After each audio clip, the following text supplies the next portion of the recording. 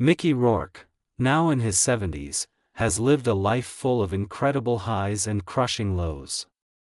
From a brutal childhood to finding comfort in boxing and later achieving Hollywood fame, his path has been defined by non-stop struggles.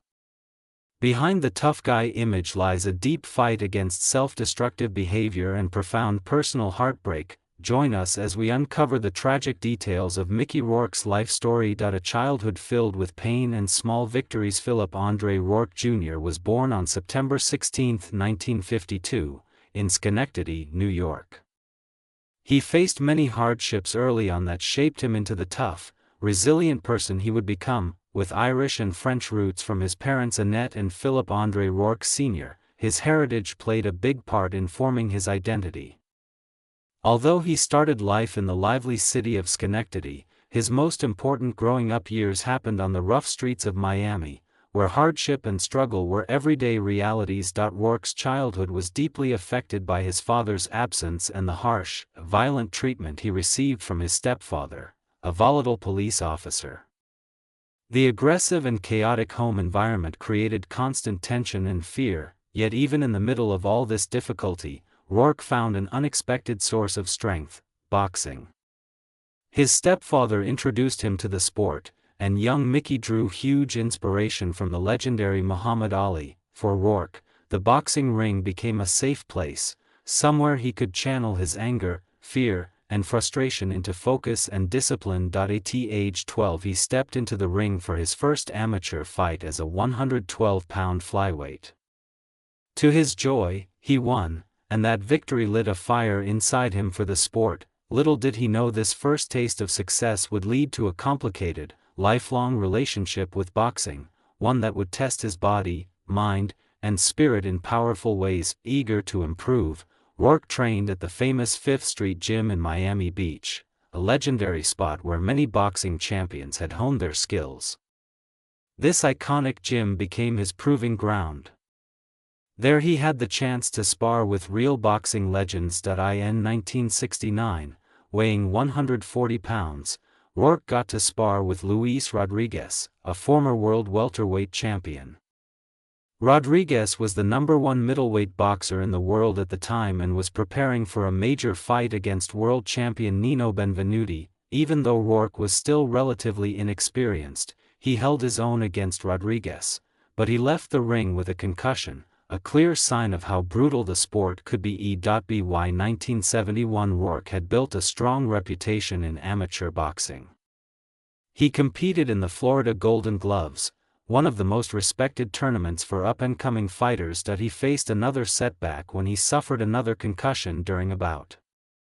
Doctors advised him to take a full year off to recover, so Rourke stepped away from boxing temporarily. Even so, his amateur boxing record was impressive. From 1964 to 1973 he won 27 fights, including an incredible streak of 12 straight knockouts. His standout moments included a first-round knockout of John Carver and decision victories over tough opponents like Ronnie Carter and Javier Villanueva. He also suffered 3 losses, each one teaching him valuable lessons about resilience and determination. For Rourke, boxing was never just a sport. It was a source of discipline, purpose, and identity during one of the most chaotic periods of his life. But how did Rourke manage to balance these two very different paths, and what challenges did that create? Rourke's difficult road through Hollywood and boxing. In 1971 Mickey Rourke was wrapping up his senior year at Miami Beach Senior High School. At that point his life revolved almost entirely around boxing.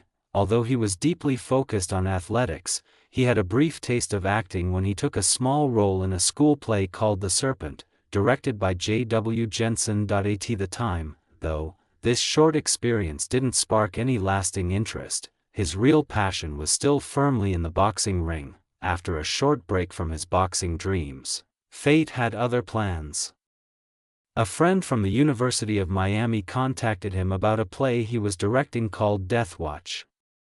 The original actor, who had green eyes, had dropped out, leaving the role open. Rourke took the chance and stepped into a world he had previously dismissed. This experience unexpectedly awakened a real passion for acting that he hadn't felt before. Determined to pursue it, he borrowed $400 from his sister and moved to New York. There he juggled odd jobs while training under respected actors studio veterans Walter Lott and Sandra Seacat. Under Sandra Seacat's guidance, Rourke's talent really started to shine. She encouraged him to confront personal issues, including reconnecting with his father, whom he hadn't seen in more than 20 years. These emotional breakthroughs, combined with his growing understanding of acting, helped him gain a real foothold in the industry. In a defining moment, Rourke auditioned for the famous actor's studio and was accepted on his very first try. His audition was so strong that legendary director Elia Kazan reportedly called it the best he had seen in 3 decades. This praise marked the true beginning of Rourke's acting journey. In the late 1970s, Rourke started appearing in television movies before gradually moving into feature films. His big screen debut came in Steven Spielberg's 1941. He followed that with a memorable role in the 1980 slasher film Fade to Black, playing Richie, a creepy co-worker, but it was his short yet intense performance as an arsonist in the 1981 neo-noir film Body Heat that really caught critics' attention. They praised his magnetic presence even in a small part. The next year became a major turning point. Rourke delivered a breakout performance as Boogie Sheftel, a charming gambler, in Barry Levinson's Diner, sharing the screen with future stars like Paul Reiser, Daniel Stern, Steve Guttenberg, Tim Daly, and Kevin Bacon. Rourke stood out. He received widespread praise and won the National Society of Film Critics Award for Best Supporting Actor, cementing his status as a rising talent. Through the early 1980s, Rourke kept impressing in a series of critically respected films. His role as a troubled young man in Francis Ford Coppola's Rumble Fish and his performance in The Pope of Greenwich Village, opposite Eric Roberts and Daryl Hannah, showed his incredible range as an actor. While The Pope of Greenwich Village didn't do well at the box office, it further strengthened his reputation as a gifted performer. By the mid-1980s, Rourke had moved into leading roles and become a major Hollywood presence. His performance opposite Kim Basinger in the erotic drama 9.5 Weeks turned him into an international sex symbol. His role in Barfly, where he played the hard-drinking writer Henry Chinesky, inspired by Charles Bukowski, earned serious critical praise. His collaboration with Oliver Stone on Year of the Dragon also received strong reviews, highlighting his ability to bring intensity and depth to complex characters. In 1987, Rourke starred in Angel Heart, a dark, mysterious thriller that caused major controversy in the United States, mostly because of a provocative scene with co-star Lisa Bonet. Despite the backlash in America, the film found a devoted audience in Europe, especially in France, where Rourke's rugged, rebellious image really connected. French critics celebrated him, comparing his magnetic presence to legendary anti-heroes like James Dean. Director Alan Parker later said that if Rourke had died after Angel Heart, he could have achieved the same mythic cultural status as Dean. As the late 1980s approached, Rourke started looking for new creative directions. He teamed up with David Bowie on the Never Let Me Down album and wrote his first screenplay, Homeboy, a heartfelt story centered on a boxer. While his talent was still clear, warning signs began to appear in his career. Films like Wild Orchid and Harley Davidson and The Marlboro Man flopped at the box office, causing his once bright star to dim. Rourke's unpredictable behavior and reputation for being difficult on set made things even harder. Acclaimed director Alan Parker, who worked with him on Angel Heart, later called the experience a nightmare, frustrated by Rourke's volatility. Over the years, Rourke reportedly turned down roles in several iconic films, including Platoon, Top Gun, Pulp Fiction, and The Silence of the Lambs. These choices, combined with his personal struggles, contributed heavily to his career decline. Disillusioned with Hollywood, Rourke made a surprising decision in the early 1990s.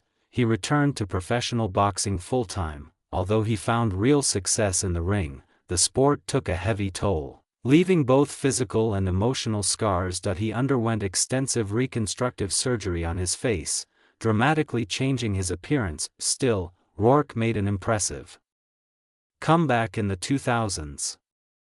His performance in The Wrestler earned him widespread acclaim, including an Academy Award nomination. During an episode of Inside the Actor's Studio, host James Lipton emphasized the cyclical nature of Rourke's career, praising his resilience and remarkable talent. Mickey Rourke's journey shows the roller coaster reality of fame, the lasting power of real talent, and the transformative strength of determination. His path from the boxing ring to Hollywood and back is one of the most fascinating stories in the industry, filled with victories, controversies, and an unbreakable commitment to his craft. Despite all the fame he achieved, Rourke still faced many struggles, especially around his changing appearance. How did this Hollywood heartthrob lose his looks, and what controversies surrounded the change? The rise and fall of a Hollywood icon in the early 1980s. A charismatic new actor took the entertainment world by storm, captivating audiences and critics alike. This young performer, celebrated for his rugged charm and irresistible appeal, quickly became one of Hollywood's most desirable leading men. His performances drew people in, earning him huge admiration and affection, but his time as a Hollywood heartthrob didn't last long.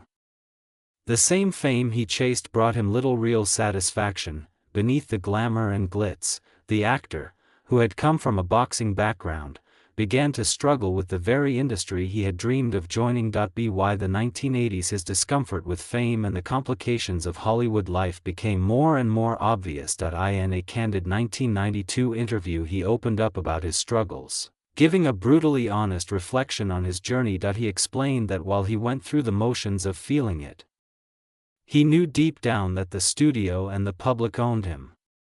Over a period of 8 years, he slowly lost his spirit. That growing disillusionment, combined with the non-stop pressure of celebrity life, led him down a path of self-destructive choices. Eventually he found safety and a sense of real security in the boxing ring, a world that felt more authentic to him. In the early 1990s, he made the bold decision to step away from acting and commit himself fully to professional boxing. For him, boxing wasn't just a sport, it was a vital escape. He once said that acting had never given him the release he needed, because he was too aware of its limitations.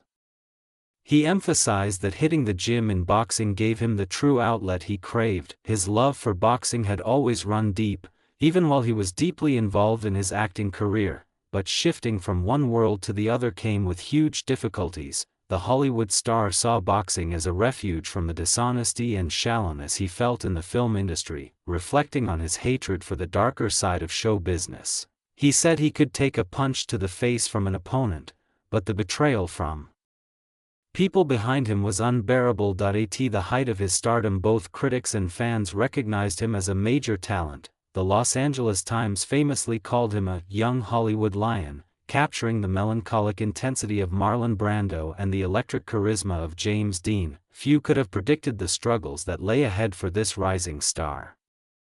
Unfortunately, the physical demands of boxing soon took their toll.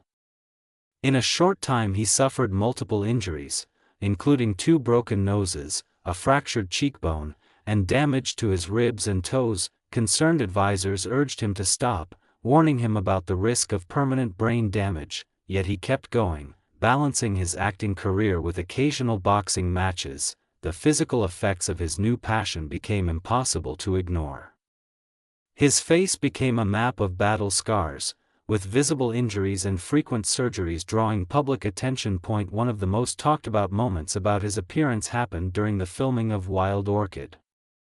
In certain scenes his cheeks looked noticeably swollen, sparking rumors about failed cosmetic procedures. While many believed he had undergone poorly done implants, Rourke strongly denied those claims. He explained that the swelling was an unexpected side effect of dental surgery, yet the rumors about his changed appearance continued to spread. By 2009, Rourke spoke openly about the major changes to his looks. He revealed that most of the facial surgeries he had undergone were due to injuries from boxing. However, he also admitted that poor choices in medical treatment had made things worse. He said, "Most of it was to fix the damage to my face from boxing. But I went to the wrong person to put my face back together.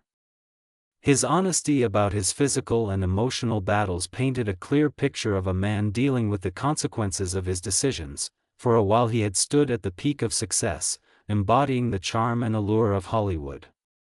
But fame turned out to be less of a dream and more of a burden, one that drove him to seek refuge in a more authentic, though far harsher, reality. Despite all the challenges he faced, his story serves as a powerful warning about the real nature of fame and the search for true fulfillment. His life, filled with highs and lows, stands as proof of the incredible strength of the human spirit. From his rise as Hollywood's shining star to his rugged years in the boxing ring, this actor's journey remains one of the most captivating sagas of struggle, transformation, and resilience. Despite everything, Rourke's troubles were far from over. How did his dogs become his greatest source of comfort? A life saved by companionship. In the 1990s, Mickey Rourke's life took a very difficult turn. His once bright Hollywood career seemed to fade as he faced both personal and professional problems. Reports described his growing unhappiness with the film industry, where he felt real opportunities were becoming scarce. His financial struggles were said to mirror the chaos in his personal life, particularly his relationship with model Care Otis. Media reports from that time often focused on the difficulties in their marriage, said to involve conflicts and personal issues. In the middle of all this, Rourke battled deep feelings of hopelessness. In a moving interview he shared a turning point moment that changed everything. He explained how his dog Bojack gave him comfort during one of his weakest periods. Rourke revealed that he had been withdrawing from the world, sometimes sleeping in a closet, weighed down by heavy emotions. One night he considered making a drastic decision, but Bojack's presence pulled him back from the edge. Rourke remembered looking into his dog's eyes and feeling a silent plea, as if Bojack was asking, "Who will look after me if you leave?" That realization made him reconsider, and ultimately saved his life. Rourke's deep love for animals, especially dogs, became a central part of who he was. Friends and people close to him often noticed his strong bond with his pets, particularly smaller breeds like Chihuahuas and their mixes. He frequently said his dogs gave him strength and a renewed sense of purpose. Rourke became a passionate advocate for animal welfare, supporting efforts to promote responsible pet ownership and working with organizations like PETA. His first small dog was a gift from his second wife, and over the years he welcomed many furry companions into his life. Among them, Loki, a Chihuahua Terrier mix, held an especially special place in his heart. Rourke affectionately called Loki, "the love of my life," and went to great lengths to keep her close. While filming Stormbreaker in England, he reportedly spent a large amount of money to have Loki flown across the ocean so she could be with him. In his emotional acceptance speech at the 2009 Golden Globes, Rourke took a moment to honor the huge impact his dogs had on his life. With emotion in his voice he thanked all his dogs, both the ones still with him and those who had passed. He said that when a man finds himself alone, sometimes they are all he has, and they had meant everything to him. Bojack, the dog who had once saved him in his darkest moment, remained a cherished memory for Rourke. Reports say Bojack was also the father of two of Rourke's other beloved pets, Loki and her sibling Chocolate. When Bojack passed away, Rourke was heartbroken, but he expressed deep gratitude for the significant role the dog had played in his life. Another cherished pet, Chocolate, inspired a children's book called Chocolate at the Four Seasons, which told the story of the dog's adventures. After the book came out, Rourke welcomed Chocolate back into his home, caring for him until his eventual passing. Rourke's canine family also included Loki, Jaws, Ruby, Baby, Lyra, and Bella Loca. Jaws had a particularly touching story. Rescued from a bad situation, he was renamed by Rourke and became one of his most loved companions. Jaws even appeared alongside Rourke in a PETA advertisement. In the film Once Upon a Time in Mexico, friends and colleagues often noticed how Rourke found comfort in his dogs during difficult times. His home was full of their playful energy, giving him a sense of peace amid life's chaos. At one point Rourke was said to be caring for as many as 7 dogs, each one adding to his happiness and companionship. Loki held a special place in Rourke's heart until her passing at age 17, just 1 week before the 2009 Academy Awards. Rourke said she died peacefully in his arms, leaving a huge emptiness in his life. Despite the grief, he took comfort in their shared memories, often calling her his greatest source of inspiration and solace. Rourke's journey, marked by both triumphs and setbacks, was deeply anchored by his unbreakable bond with his dogs. That he often reflected on how their constant love gave him the strength to face obstacles and rediscover his inner resilience. Despite the many twists in his career and personal life, the companionship he shared with his pets provided a steady source of stability during uncertain times. Mickey Rourke's experiences show the incredible power of companionship. His story highlights the profound role animals play in our lives, offering unconditional love and support exactly when we need it most. For Rourke, his dogs were more than pets, they were his family, his protectors, and ultimately his lifelines. But one question still lingers: how did this Hollywood heartthrob go from being instantly recognizable to almost unrecognizable? The rise and fall of a Hollywood icon. In 1994, Mickey Rourke made a major decision. He stepped away from boxing, the sport he had passionately embraced, and returned to acting. This choice marked the beginning of a remarkable but turbulent new chapter in his life. While his early Hollywood career had made him a charming heartthrob, his time away left him struggling to find his place again. Still, his comeback showed that his talent and determination were still very much alive. Rourke's return to acting happened gradually. He started with supporting roles in critically respected films, including The Rainmaker, Buffalo 66, Animal Factory, The Pledge, and Once Upon a Time in Mexico. These performances highlighted his range and natural ability, hinting at the greatness still to come. In 2005, he grabbed mainstream attention again with his role as Marv in the neo-noir action thriller Sin City.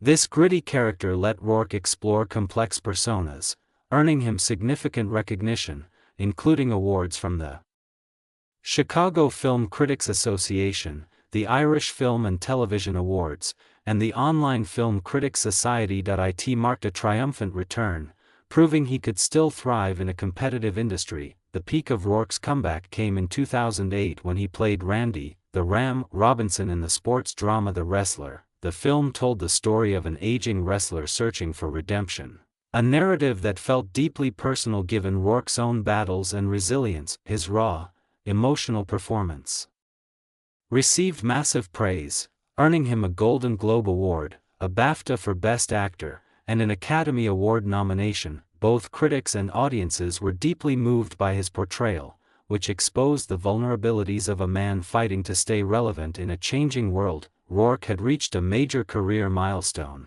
yet he was hit by personal tragedy just 1 week before the Academy Awards.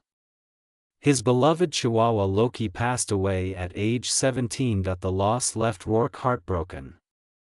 He called Loki the love of my life, and said she died peacefully in his arms. This touching moment showed the actor's vulnerability, even in the middle of the acclaim he was receiving. After the success of The Wrestler, Rourke starred in several commercially successful films. He played the villain Whiplash in Iron Man 2, joined the ensemble cast of The Expendables, and appeared in the mythological action film Immortals.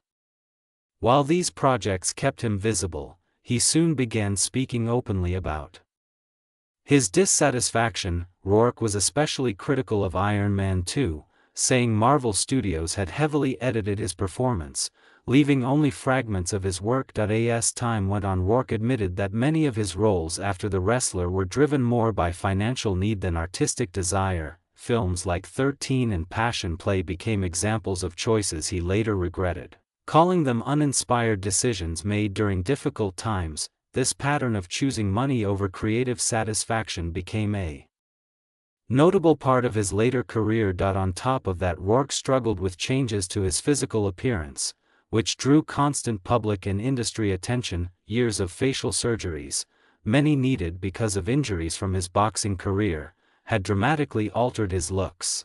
To the point where he became almost unrecognizable. In an interview with the Daily Mail, he explained that he had undergone 6 surgeries to repair the damage, including multiple operations on his nose and cheekbones. He said his nose had been broken twice, leading to 5 surgeries on it, plus 1 procedure for a damaged cheekbone. In 2017, Rourke posted a photo on Instagram after surgery, with his nose wrapped in bandages, and jokingly wrote that he was pretty again. While he handled it with humor, his pursuit of an ideal appearance drew heavy criticism. Fans were shocked during a 2019 segment on Good Morning Britain when they saw how drastically his face had changed. Industry professionals also voiced concerns.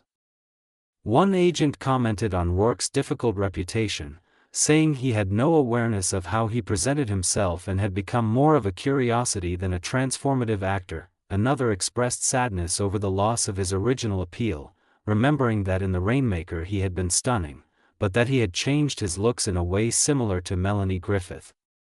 These issues only added to Rourke's difficulties in landing roles. When asked about his part in the unreleased horror film 13, he called it terrible, reflecting the broader missteps in his career. Nevertheless, Rourke's resilience remains one of his defining traits. His Hollywood journey is full of both triumphs and setbacks, showing moments of brilliance alongside choices he later regretted. His willingness to face challenges head-on proves his unbreakable spirit.